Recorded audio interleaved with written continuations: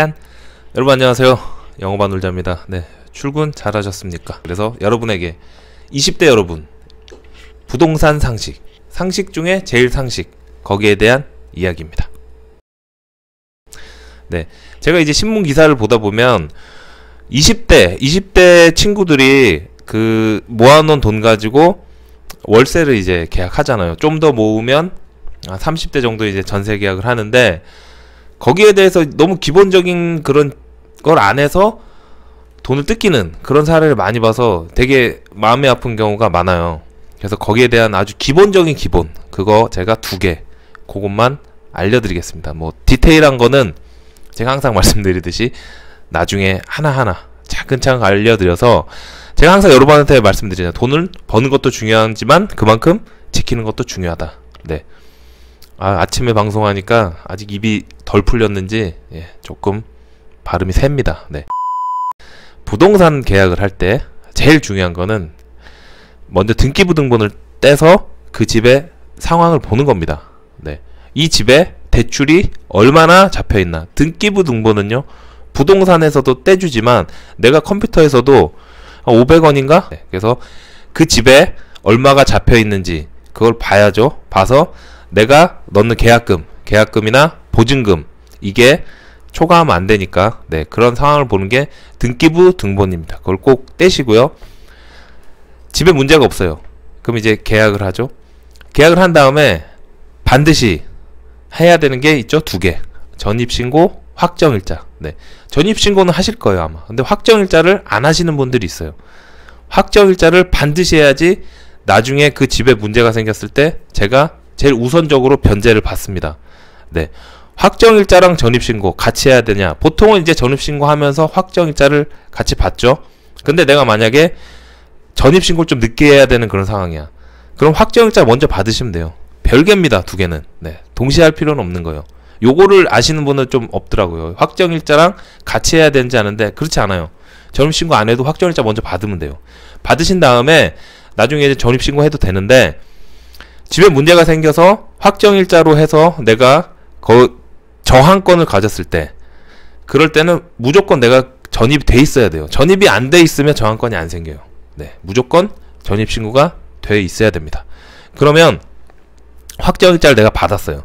받은 다음에 어떻게 하느냐, 동사무소, 지금은 주민자치센터죠. 거기서 이제 기록을 해주는데, 내 계약서에서도 거기다 기록을 해줘요. 그 계약서, 그 종이 쪼가리를 반드시 갖고 있어야 됩니다. 네, 그걸 잊어버리면 안 돼요. 그걸 꼭 갖고 계셔야 됩니다. 네, 어떻게 보면 좀 아날로그식이기도 한데 현재는 그래요. 법이 그러니까 계약서를, 확정일자 받아놓은 계약서를 무조건 갖고 있으셔야 됩니다. 근데 요즘에 이제 뉴스에 나오는 것 중에 안타까운 게 이제 좀 그런 게 있죠. 뭐냐면, 집을 내가 이제 구매를 했어.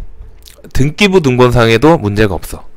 그런데 소송이 걸려서 집주인이 바뀐 거예요. 네. 그러니까 구체적으로 말씀드리면, 어떤 분이 돌아가셨는데 결혼한 지 얼마 안 됐어요. 재혼을 했는데. 그래서 재혼녀가 그 집을 상속을 받았어요.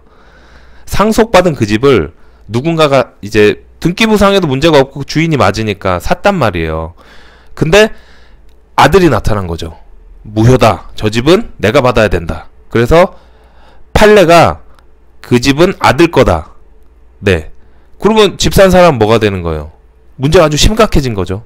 아니, 등기부상의 주인이어서 샀는데 이런 경우가 어딨냐. 그래서 집을 살 때는요, 좀 멀리 보시고, 그래도 좀 집주인이 1년 이상, 네, 1년 이상 갖고 있는 그 집을 구매하시는 걸 제가 권해드립니다. 왜냐면 1년 안 된 집을 파는 거는 이런 문제가 생길 수가 있어요. 네, 이런 거는 등기부상에도 안 나오니까 자기가 이제 안전장치를 걸고 지키셔야 돼요. 그 다음에 내가 확정일자까지 받았어. 근데 집이 문제가 생겨서, 그러면 그 돈을 어떻게 받냐? 바로 받는 게 아니고 경매를 통해서 받습니다. 제가 1순위가 되는데, 등기부 등본에 안 나오는 게 뭐냐면 국가에 있는 세금, 체납, 그건 안 나옵니다. 그러니까 예를 들면 집주인이 국가에 세금에 밀려 있어. 근데 집이 경매에 넘어갔어. 그러면 우선순위가 확정일자 받는 사람이지만 그 위에 국가에 있는 세금이에요. 네, 그거는 조금 어떻게 보면 우리가 알 수 있는 게 없어요.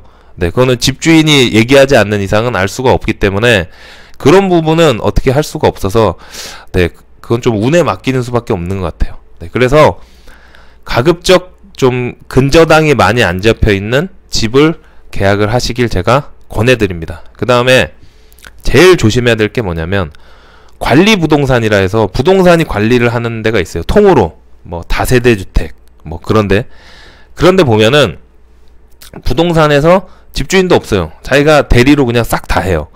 그런데도 좀 조심하셔야 되는 게 계약할 때 꼭 집주인을 불러달라고 하세요.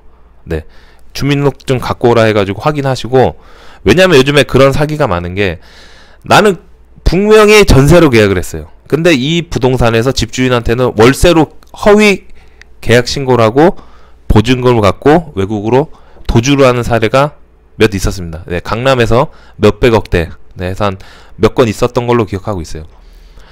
항상 거래하실 때는 집주인을 만나서 네, 꼭 얼굴 확인하고 주민등록증, 신분증 확인하고 거래를 하셔야 됩니다. 네, 잘 아시겠죠? 이런 기본 중에 기본만 지키셔도 내 소중한 재산을 지킬 수가 있습니다. 네, 계약하고 전입신고, 확정일자.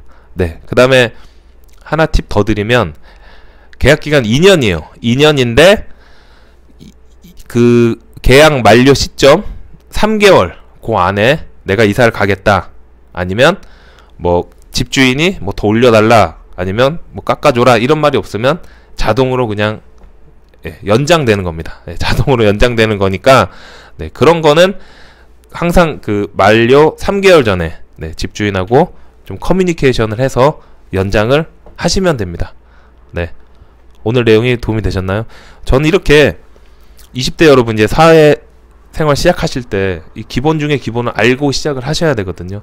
네, 이런 내용을 제가 중간중간 말씀드릴게요. 해서 여러분의 소중한 자산을 지킬 수 있게 도와드리겠습니다. 네, 고맙습니다.